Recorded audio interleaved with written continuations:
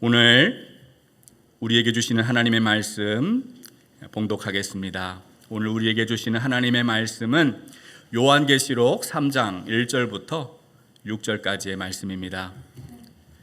요한계시록 3장 1절부터 6절까지의 말씀을 한 절씩 받들어 읽겠습니다. 사대교회의 사자에게 편지하라. 하나님의 일곱 영과 일곱 별을 가지신 이가 이르시되 내가 내 행위를 아노니 내가 살았다 하는 이름은 가졌으나 죽은 자로다.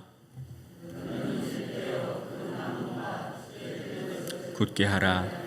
내 하나님 앞에 내 행위에 온전한 것을 찾지 못하였노니 그러므로 내가 어떻게 받았으며 어떻게 들었는지 생각하고 지켜 회개하라. 만일 일깨지 아니하면 내가 도둑같이 이르리니 어느 때에 내게 이르는지 내가 알지 못하리라. 그 옷을 더럽히지 아니한 자 몇 명이 내게 있어 흰 옷을 입고 나와 함께 다니리니 그들은 합당한 자인 연고라. 이기는 자는 이와 같이 흰 옷을 입을 것이요 내가 그 이름을 생명책에서 결코 지우지 아니하고 그 이름을 내 아버지 앞과 그의 천사들 앞에서 시인하리라. 귀 있는 자는 성령이 교회들에게 하시는 말씀을 들을지어다. 아멘. 우리는 요한계시록에 나오는 소아시아의 7교회를 살펴보고 있습니다. 주님은 교회에 말씀하십니다. 때로는 칭찬하시고 때로는 책망하셨습니다. 2000년 전 주님께서 교회에 주시는 이 말씀을 통해 우리는 우리 자신을 돌아보고 성찰해야 합니다. 만약 오늘 주님이 불꽃 같은 눈동자로 오늘 나의 신앙을, 오늘 우리 교회를 향하여 말씀하신다면 어떤 말씀을 하실까요? 이것을 깊이 생각하면서 주님의 말씀에 귀를 기울이시기를 바랍니다. 오늘 성경은 주님이 사대 교회에 하시는 말씀입니다. 사대는 소아시아의 가장 부유한 도시였습니다. 최대 금 생산지로 최고의 부를 누리는 부의 상징이 바로 사대입니다.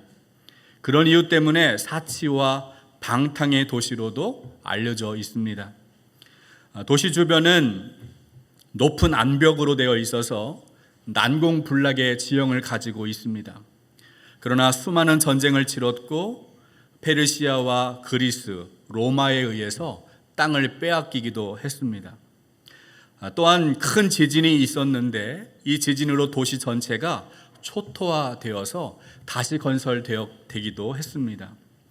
이런 전쟁과 지진 같은 재난 때문에 사람들은 죽음에 대해서, 생명에 대해서 깊은 관심을 가졌고 자연 숭배와 같은 토속 신앙에도 깊이 빠졌다고 합니다.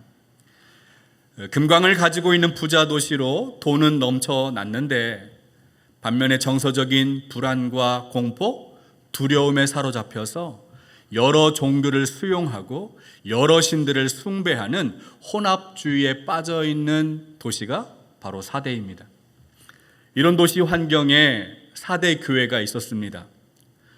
앞에서 살펴보았던 서머나 교회는 환란과 궁핍이 있었습니다. 그러나 사대 교회는 물질적 풍요를 누리고 있습니다. 돈이 넘쳐납니다. 어려움이 없어요. 버가모 교회는 외부에 심각한 박해가 있었고 순교자도 있었습니다. 그러나 사대 교회는 환란이나 박해라는 언급이 전혀 없어요. 다른 교회와 비교할 때 비교적 안정적이고 편안한 삶을 살았습니다. 두아디라 교회는 이세벨 같은 거짓 여선지자가 교회에 나타나서 혼란스럽게 했는데 이 사대 교회는 내부에 혼란이 없었습니다. 겉으로 볼 때는 아무 문제가 없어요. 물질적인 여유도 있고 외부의 핍박이나 내부의 혼란도 없습니다. 모든 것이 다 좋아 보입니다. 그러면 주님은 이 사대 교회에 무엇을 말씀하실까요? 요한계시록 3장 1절 함께 말씀을 읽어보겠습니다. 요한계시록 3장 1절 함께 읽습니다. 사대 교회의 사자에게 편지하라. 하나님의 일곱 영과 일곱 별을 가지신 이가 이르시되 내 행위를 아노니 내가 살았다 하는 이름은 가졌으나 죽은 자로다. 여러분, 주님이 교회 자신을 어떻게 소개하는가? 주님의 자기소개를 보면 그 교회의 형편을, 상황과 처지를, 교회의 문제를 어느 정도 짐작할 수가 있어요.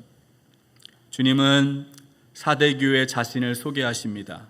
하나님의 일곱 영과 일곱 별을 가지신 이가 말씀하신다. 일곱 영은 생명력이 있는 하나님의 영, 성령을 뜻합니다. 히브리어에서 루아흐라는 단어가 있고 헬라어에는 푸뉴마라는 단어가 있는데 이것은 다 성경에 영으로 번역되어 있는 단어들입니다. 근데 이 단어를 보면 그 안에는 바람, 숨결 이런 뜻도 동시에 가지고 있습니다. 바람과 숨결은 생명과 깊은 관련이 있어요. 히브리서 4장을 보면 하나님의 말씀은 살아있고 활력있고 좌우의 어떤 날선 검보다도 예리하다 말씀합니다.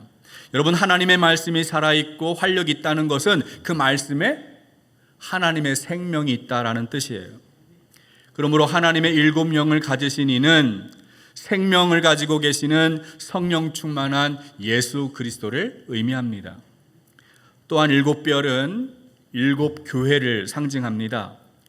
주님은 교회를 가지셨어요. 교회는 주님의 것입니다. 주님이 교회의 머리가 되시고 교회를 다스리시고 통치하시는 주인이 바로 주님입니다. 따라서 일곱 별을 가지신 분도 예수 그리스도를 상징합니다. 이 일곱 별과 일곱 영과 일곱 별을 가지신 주님이 오늘 사대교회에 어떻게 말씀하십니까? 주님 말씀하십니다. 내가 너의 행위를 아노니. 내가 너의 행위를 안다는 거예요. 여러분, 주님이 교회의 행위를 안다는 것이 무슨 뜻일까요? 우리 기독교는 믿음을 강조합니다. 구약의 하박국 선지자가 오직 의인은 믿음으로 살리라 선포했어요. 사도 바울은 로마서에서 우리가 믿음으로 의롭다 하심을 받았다라고 고백합니다. 히브리서는 믿음이 없이는 하나님을 기쁘시게 하지 못하나니라고 고백했어요. 믿음은 아무리 강조해도 지나치지 않아요. 그런데 믿음을 강조한다는 것은 믿음의 행위를 부정하는 것이 아니에요. 행위로 의로워지고 행위로 구원받는 것은 아니지만 구원은 오직 믿음으로 말미암아 구원을 받지만 구원받은 자녀는 하나님의 뜻에 순종해야 합니다. 성령의 인도하심에 순종해야 합니다. 하나님의 자녀답게 거룩하고 성령의 열매를 맺으며 믿음에 합당한 열매를 가지고 있어야 한다는 거예요. 그래서 야고보는 행함이 있는 믿음이야 말로 살아있는 믿음, 산 믿음이라고 말합니다. 행함이 없는 믿음은 죽은 믿음이라는 거예요. 우리 야고보서 2장 14절 함께 읽어보겠습니다. 함께 보시죠. 내 형제들아, 만일 사람이 믿음이 있노라 하고 행함이 없으면 그 믿음이 능히 자기를 구원하겠느냐. 오늘 주님께서 알고 계시는 그 믿음, 이 행위는 나무에 달려있는 열매와 같아요. 여러분, 우리가 사과나무에서 사과 열매를 얻고 배나무에서 배를 얻고 감나무에서는 감을 얻죠. 어떻게 사과나무인지 배나무인지 감나무인지 구별할 수 있어요? 그 나무에서 얻는 열매를 통해 알게 됩니다. 마찬가지예요. 주님이 오늘 내가 너의 행위를 안다라고 말씀하는 것은 너희들 안에 믿음에 합당한 열매가 있는지 없는지 내가 안다, 그런 말씀인 거죠. 모든 것을 아시는 주님이 사대교회를 향하여 말씀합니다. 내가 살았다 하는 이름은 가졌지만 죽은 자로다. 여러분, 이것은 주님의 무서운 책망입니다. 앞에서 편지를 받은 교회들은 칭찬과 격려를 받았습니다. 물론 그들도 책망은 있었지요. 그러나 그들은 칭찬을 받은 다음에 책망을 받아요. 그런데 오늘 사대교회는 아무런 칭찬을 받지 못하고 곧장 책망을 받고 있습니다. 사대교회는 살았다고 하는 이름은 있으나 실상은 죽은 자였어요. 여러분, 살았다는 것과 죽었다는 것을 판단하는 기준이 무엇일까요? 오늘 주님은 자신을 7영과 7별을 가지신 이가 이렇게 소개를 했습니다. 주님은 하나님의 7영을 가지고 계시고 살아계시고 생명력을 가지고 계시는 하나님입니다. 그러면 여러분, 살아있다는 것이 무엇을 뜻합니까?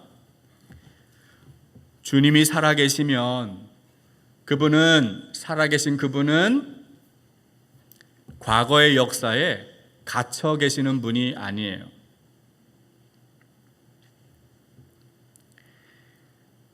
지나간 역사의 한 페이지에 기록된 역사적인 인물로 그냥 가만히 계시는 분이 아니라고요. 이 말씀의 성경책에 나오는 하나님의 이름, 하나님이 그냥 활자로 이 성경책 안에 그냥 가만히 계시는 분이 아닙니다. 그분이 살아계시다면 여전히 오늘도 말씀하시고 일하시고 행동하시는 분임을 우리는 알아야 합니다. 주님이 살아계시면 가만히 제자리에 보관되는 물건처럼, 비인격적인 물체처럼 그냥 저렇게 던져져 있는 것이 아니라 끊임없이 우리와 교제하시고 소통하시고 서로의 감정을 주고받는 인격체가 바로 살아있는 주님입니다. 그런데 만약 우리가 살아계신 주님을 마치 죽은 것처럼 상대하고 있다면 그것은 주님께 문제가 있는 것이 아닙니다. 누구에게 문제가 있어요? 그렇게 주님을 죽은 것처럼 대하고 있는 바로 나에게 문제가 있는 것이죠. 주님께서 죽은 것이 아니라 바로 내가 죽은 것입니다. 내 안에 하나님의 생명이 없는 것이에요. 주님께서 보실 때는 내가 아무리 살았다고 말해도 사실상은 죽어 있는 것과 다르지 않습니다. 사람은 외모를 보지만 나 여호와는 중심을 보신다라고 말씀하셨습니다. 중심을 살피시는 주님이 보실 때 겉모습, 외모는 중요하지 않아요.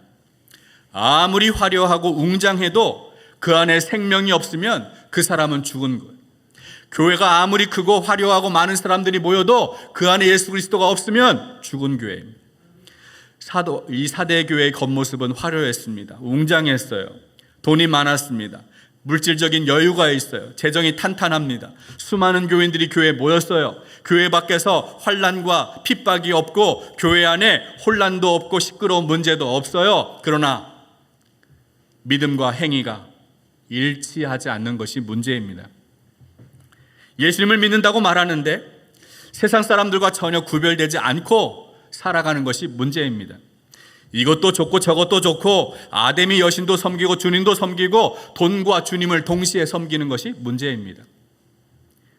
여러분, 사대는 금광도시입니다. 부자들이 살았어요.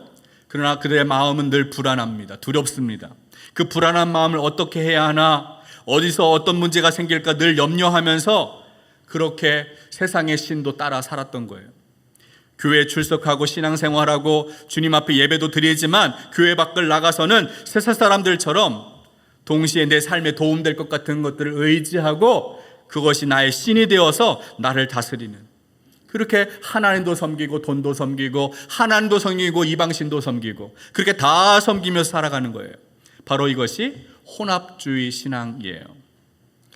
여러분, 2000년 전 사대교회만 이런 문제가 있었을까요? 한국교회는 70년대, 80년대에 급속한 교회 성장을 이루었습니다. 세계교회가 한국교회를 주목했어요. 성령이 강하게 역사했습니다. 한국교회가 새벽부터 밤늦게까지 철야기도, 새벽기도, 통성기도, 강력한 기도 운동을 했습니다. 그래서 교회가 성장했어요. 그러나 교회 성장의 이면에는 어두운 그늘이 있습니다. 교회가 돈을 너무 사랑했습니다. 예수 믿으면 복받고 예수 믿으면 세상에서 성공하고 번영한다라고 이 강단에서 외쳤어요. 십자가에 달린 예수, 고난받고 죽임당한 예수는 어디론가 사라졌습니다. 기복신앙이 복음을 훼손했어요. 여러분, 그 결과 한국 교회의 모습이 어떻습니까? 복음의 능력은 상실하고 무늬만 성도, 겉모습만 기독교인들이 많아졌어요. 교회를 다닌다고 성경책에 손을 얹고 선서를 해도 세상에 나가서는 거짓말 같이 하고 사람들 속이고 사람들처럼 똑같이 살아가는 거예요.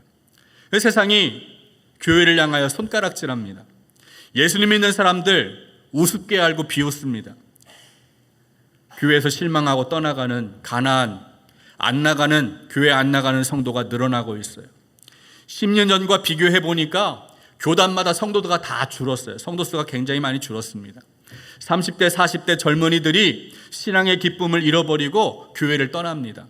그의 자녀들, 어린 자녀들이 다 교회에 없어요. 교회 학교가 텅텅 비기 시작합니다.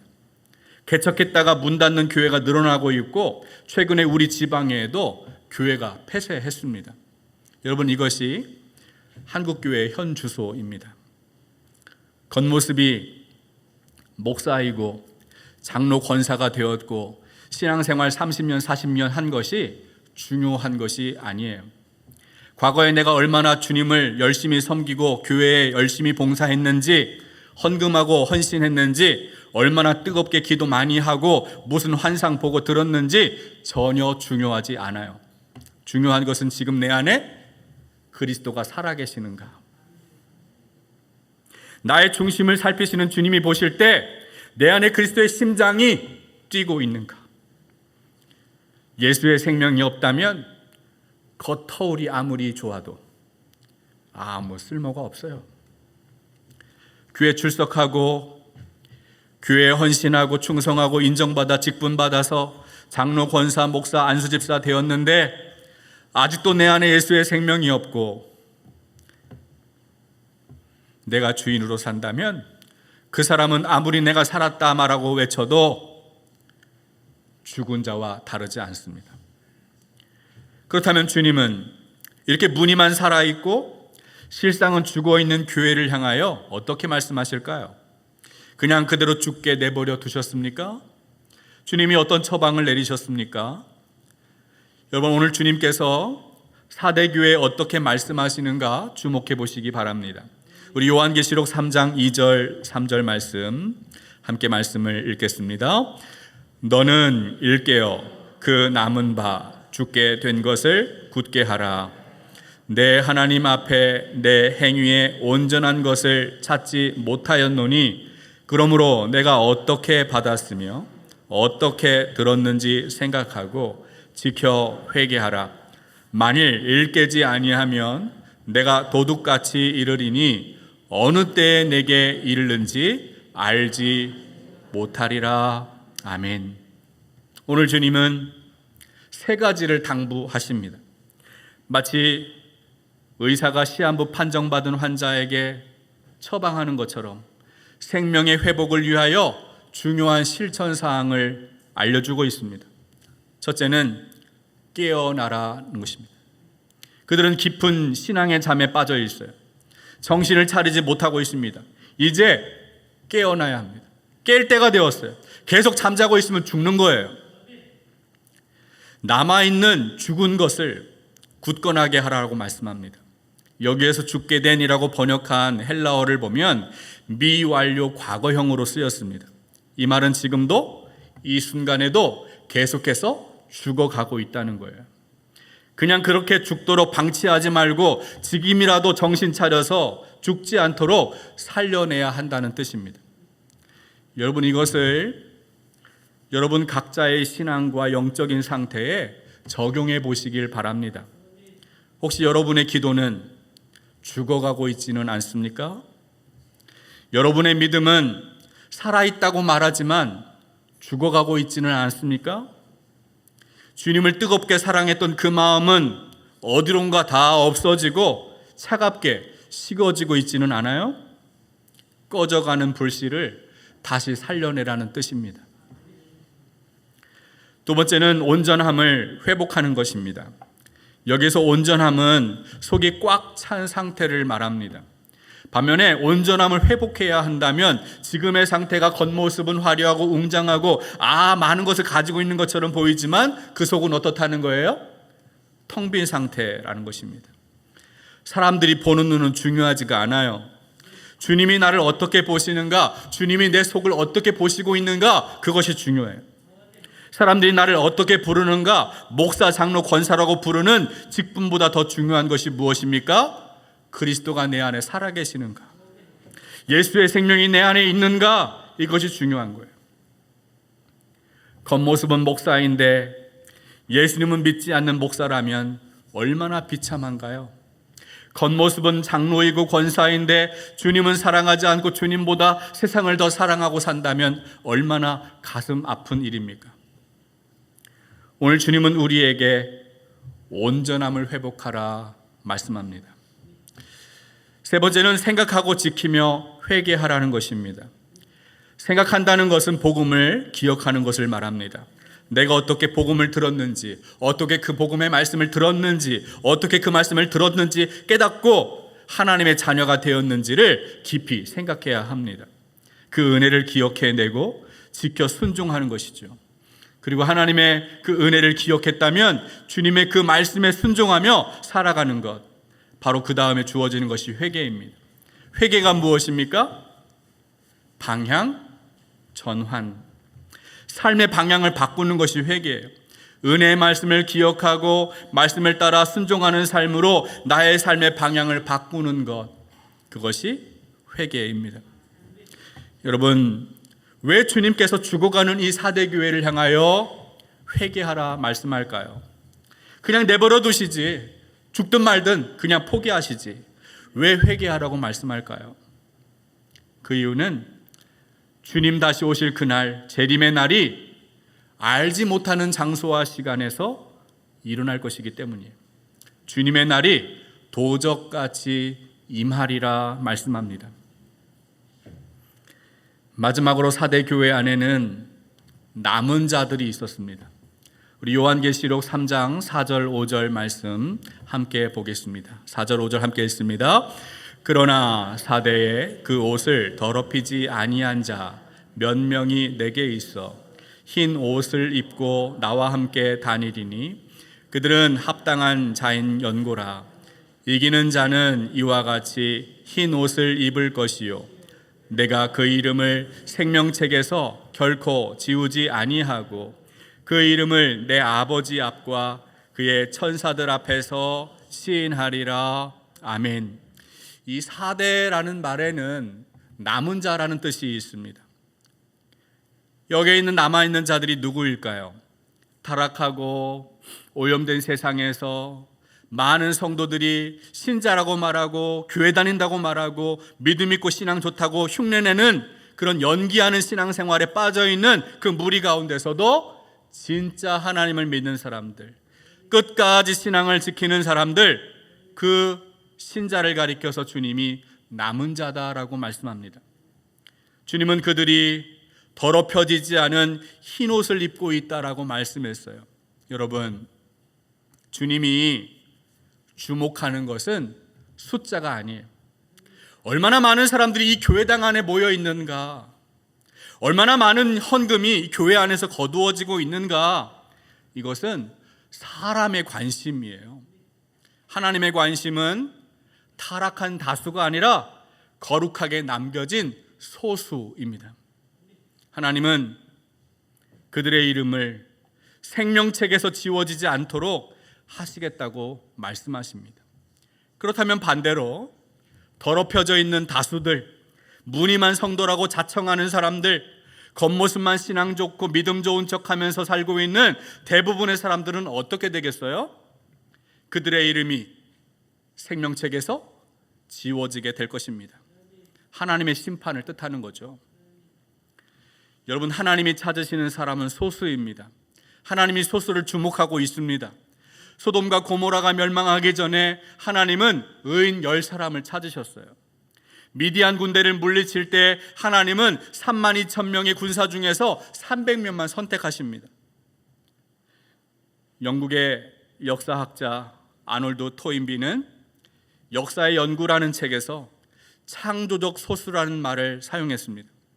한 사회나 문명이 위기를 맞았을 때 창조적 소수가 해답을 제시하고 미래를 개척한다라는 말을 합니다. 세상의 많은 사람들이 현실의 유혹에 넘어지고 타협하고 안주하고 그냥 예수 잘 믿는 척, 신앙 좋은 척, 흉내내는 신앙생활 하다가 살아가면서 죽음을 향해 달려갈 때 창조적 소수는 끝까지 신앙 지키는 사람인 것이죠. 어느 날 갑자기 도적과 같이 임하는 재림의 날까지 신앙의 옷을 더럽히지 않고 끝까지 살아남는 이기는 자가 되어야 주님은 그의 이름을 생명책에서 결코 지우지 아니하고 하나님 아버지와 천사 앞에 시인하겠다라고 말씀합니다. 인정해 주시겠다는 거예요. 마태복음 10장을 보면 예수님이 이런 말씀을 하셨습니다. 우리 마태복음 10장 32절 33절 함께 말씀 읽어보겠습니다. 마태복음 10장 32절 33절 읽습니다. 누구든지 사람 앞에서 나를 시인하면 나도 하늘에 계신 내 아버지 앞에서 그를 시인할 것이요, 나를 부인하면 나도 하늘에 계신 내 아버지 앞에서 그를 부인하리라. 예수님이 제자들에게 하신 말씀이에요. 예수님이 12제자를 부르셨습니다. 그리고 그들을 세상에 파송하십니다. 여러분, 제자들은 세상에서 미움을 받아요. 사랑을 받는 것이 아니라, 대접을 받는 것이 아니라 미움을 받아요. 마치 양이 이리 가운데로 보냄과 같다라고 예수님이 표현하십니다. 제자들은 공회에 넘겨졌습니다. 채찍을 맞았습니다. 대다수가 순교합니다. 제자들의 이런 위험을 잘 아시는 주님이 오늘 말씀하십니다. 누구든지 사람 앞에서 나를 시인하면 나도 아버지 앞에서 너를 시인할 것이다. 내가 너를 인정할 것이다. 평화롭고 안전하고 모든 것이 다 보장되어 있고 다 준비되어 있고 갖추어져 있는 이런 세상에서는 누구든지 주님을 다 시인할 수 있어요. 얼마나 예수 믿기 좋습니까? 방해도 없는데.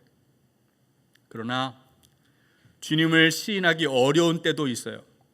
고난이 있고 아픔이 있을 때, 근심, 걱정, 염려, 두려움이 몰려올 때, 내 생명이 위기에 놓일 때, 그때는 주님을 인정하는 것이 쉽지가 않아요.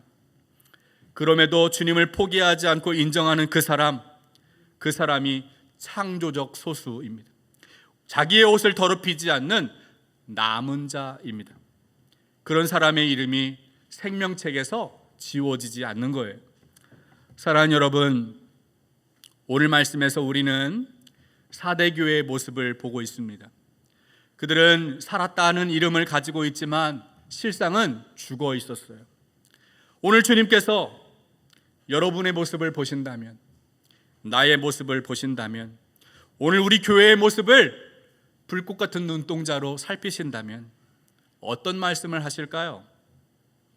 이제는 깊은 잠에서 깨어나야 할 때입니다. 죽어가는 것을 다시 굳게 세우고 온전함을 회복하는 여러분 되시길 바랍니다. 우리가 어떻게 하나님의 은혜를 받았는지 그것을 기억하고 회개하여 신앙의 옷을 더럽히지 않는 여러분들 되시기를 주님의 이름으로 축복합니다. 하나님 아버지, 목마른 사슴이 시냇물을 찾는 것처럼 갈급한 심령으로 주님을 찾습니다. 우리의 신앙이 살았다 하는 이름만 가지고 죽어있는 신앙 되지 않도록 성령 안에서 깨워 주옵소서. 주님 찾으시는 온전함을 회복하게 하여 주시고 불의한 현실에 타협하지 않는 순전한 신앙 지키며 신앙의 옷 더럽히지 않고 주님과 동행하게 하여 주옵소서. 끝까지 남은 자가 되어서 세상을 이기게 하시고 생명책에 이름이 지워지지 않는 구원의 은혜 누리게 하옵소서.